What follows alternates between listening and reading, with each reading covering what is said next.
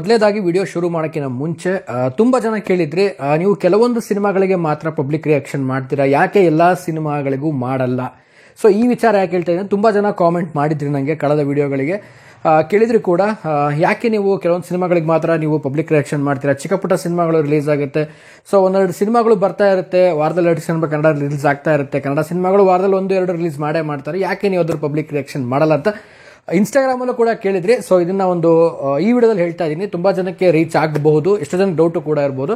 So ಯಾಕೆ ಅಂತಂದರೆ, ಒಂದು ಪಬ್ಲಿಕ್ ರಿಯಾಕ್ಷನ್ ಅಂತ ಮಾಡಬೇಕು ಅಂದಾಗ ಸೊ ಒಂದು ಥಿಯೇಟ್ರ್ ಫುಲ್ ಆಗಿರಬೇಕು, ಇಲ್ಲ ಅಂದರೆ ಕ್ರೌಡ್ ಅನ್ನುವಂಥದ್ದು ಕಾಣಿಸ್ಕೊಳ್ಬೇಕು.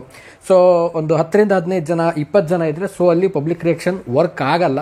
ಸೊ ಆ ಕಾರಣಾಂತರದಿಂದಾಗಿ ನಾನು ಪಬ್ಲಿಕ್ ರಿಯಾಕ್ಷನ್ಗಳು ಯಾವುದೇ ಒಂದು ಹೌಸ್ಫುಲ್ ಸಿನಿಮಾ ಇಲ್ಲದೆ ಮತ್ತು ಯಾವುದೋ ಒಂದು ಕ್ರೌಡ್ ಇಲ್ಲ ಅಂತ ಅನಿಸ್ಲಿಲ್ಲ ಅಂತಂದರೆ ನಾನು ಪಬ್ಲಿಕ್ ರಿಯಾಕ್ಷನ್ ಮಾಡಲ್ಲ. ಖಂಡಿತವಾಗ್ಲೂ ಕ್ರೌಡ್ ಇತ್ತು ಅಂದರೆ ಖಂಡಿತವಾಗ್ಲೂ ಪಬ್ಲಿಕ್ ರಿಯಾಕ್ಷನ್ನ ಮಾಡ್ತೀನಿ. ಸೊ ಈ ವಿಚಾರ ಒಂದು ಕ್ಲಾರಿಟಿ ನಿಮಗೆ ಇವತ್ತು ಸಿಕ್ಕಿದೆ ಅಂತ ಅಂದ್ಕೊಳ್ತೀನಿ. ಸೊ ಇವತ್ತಿನ ವಿಚಾರದ ಬಗ್ಗೆ ಬರ್ತೀನಿ, ಡೈರೆಕ್ಟಾಗಿ ತಡ ಮಾಡೋಕ್ಕೆ ಹೋಗಲ್ಲ. ಇವತ್ತು ನಾನು ಮಾತಾಡ್ತಿರುವಂಥದ್ದು ಮ್ಯಾಕ್ಸ್ ಸಿನಿಮಾದ ಬಗ್ಗೆ.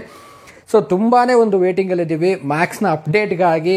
ನೆಕ್ಸ್ಟ್ ಒಂದು ಅಪ್ಡೇಟ್ ಬರಲೇಬೇಕು, ಮ್ಯಾಕ್ಸ್ ಅಂತ ಕಾಯ್ತಾ ಇದ್ದೀವಿ. ಸುದೀಪ್ ಸರ್ ಅವರ ಅಪ್ಕಮಿಂಗ್ ಸಿನಿಮಾ ಕಿಚ್ ಆಫ್ 46 ಈಗ ಮ್ಯಾಕ್ಸ್ ಸಿನಿಮಾ ಒಂದು ಹೆಸರು ಅನಾವರಣ ಆದ ಮೇಲೆ ಸೊ ಎಲ್ಲರೂ ಕೂಡ ವೇಟ್ ಮಾಡ್ತಾ ಇದ್ದೀವಿ. ಆ್ಯಂಡ್ ಪರ್ಟಿಕ್ಯುಲರ್ ಆಗಿ ಫ್ಯಾನ್ಸ್ಗಳು ತುಂಬ ನನಗೆ ಕಮೆಂಟ್ ಮಾಡಿದ್ರಿ, ಬ್ರದರ್ ಏನಾದರೂ ಒಂದು ಮ್ಯಾಕ್ಸ್ ಬಗ್ಗೆ ಅಪ್ಡೇಟ್ ಕೊಡಿ ಅಂತ. ಕಳೆದ ಬಾರಿ ಕೂಡ ಒಂದು ಅಪ್ಡೇಟ್ ಕೊಟ್ಟಿದ್ದೆ, ಲೈಕ್ ಒಂದು ಅದರಲ್ಲಿ ಹೇಳಿದ್ರಿ, ಬಟ್ ಯಾವಾಗ ಬರ್ಬೋದು, ಏನು ಕತೆ ಬ್ರದರ್, ಏನಿದು ಅಂತ.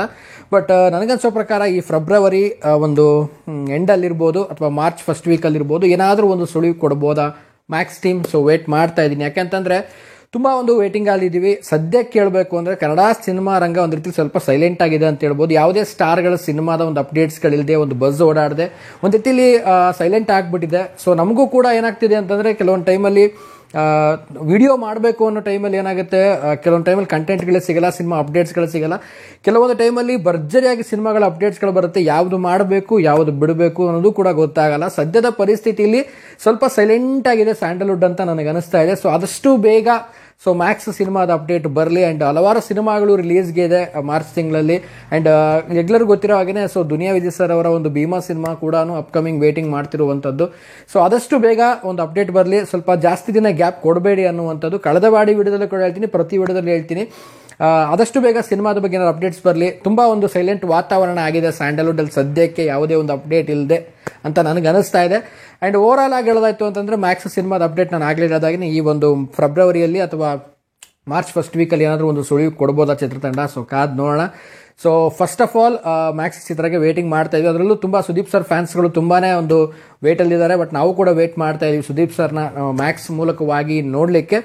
ಸೊ ಆದಷ್ಟು ಬೇಗ ಮ್ಯಾಕ್ಸ್ ಸಿನಿಮಾದೆಲ್ಲ ಒಂದು ಅಪ್ಡೇಟ್ಸ್ಗಳು ಬೇಗನೆ ಬರಲಿ. ಆ್ಯಂಡ್ ಗೆಸ್ ಮಾಡಿದ್ದೀನಿ ನಾನು ಕೂಡ, ಅದೇ ಫೆಬ್ರವರಿಲಿ ಬರ್ಬೋದು ಅಂತ. ಸೊ ನಿಮ್ಗೆ ಏನನ್ಸುತ್ತೆ, ಮ್ಯಾಕ್ಸ್ ಅಪ್ಡೇಟ್ ಯಾವಾಗ ಬರ್ಬೋದು, ಏನು ಕತೆ?